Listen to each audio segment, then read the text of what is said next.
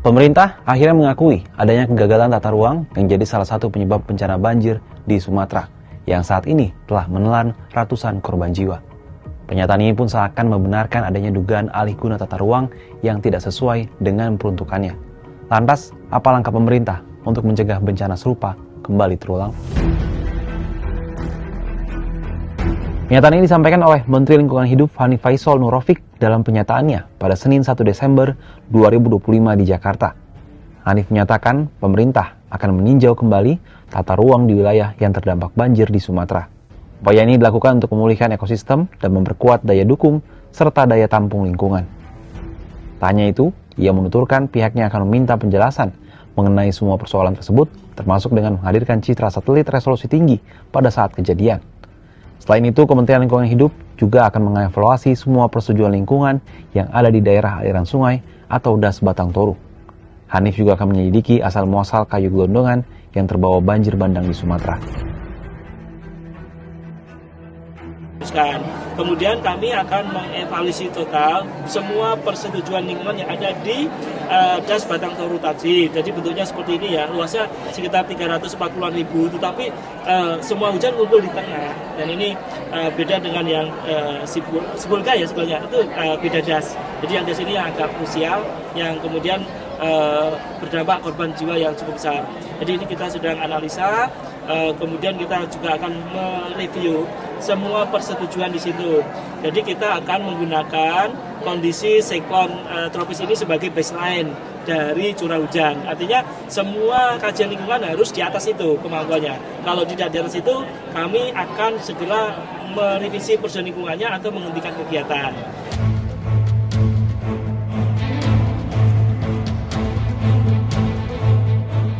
Sebelumnya sempat beredar video viral di media sosial yang menunjukkan kayu-kayu gelondongan hanyut terbawa banjir yang terjadi di Sumatera. Wahana Lingkungan Hidup atau WALHI menduga alih fungsi lahan yang diberikan oleh pemerintah selama beberapa tahun terakhir di wilayah Sumatera jadi salah satu penyebab utama banjir dan longsor. Aktivitas penebangan, pembukaan lahan membuat resapan air menjadi berkurang.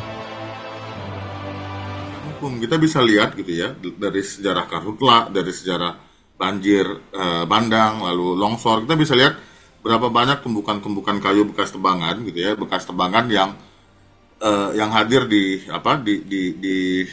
yang bisa kita lihat gitu ya. Nah, ini kan memperlihatkan bahwa aktivitas ilegalnya ada, masih eksis gitu ya. Penegakan hukumnya belum menggunakan sistem teknologi yang maksimal gitu. Contohnya gitu ya, kalau kita lihat gelondongan kayu yang begitu besar di Sumatera Utara, Aceh dan Sumatera Barat, kita bisa melihat bahwa seharusnya dengan pendekatan remote sensing, dengan pengawasan melalui citra satelit, seharusnya ini bisa penegakan hukumnya bisa secara langsung gitu ya, menyasar aktornya gitu ya.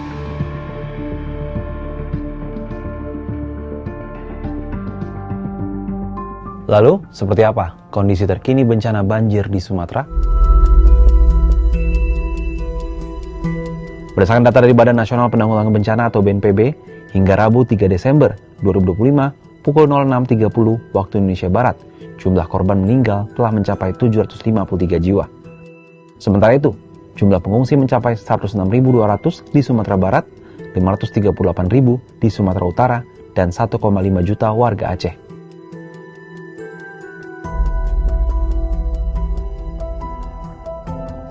Ketua MPR RI Ahmad Muzani usai pertemuan dengan Prabowo di Istana Negara Jakarta Selasa 2 Desember mengungkap Presiden Prabowo Subianto kini memfokuskan pemerintahannya untuk mengatasi dampak bencana banjir dan longsor yang terjadi di Sumatera Utara, Sumatera Barat, dan Aceh.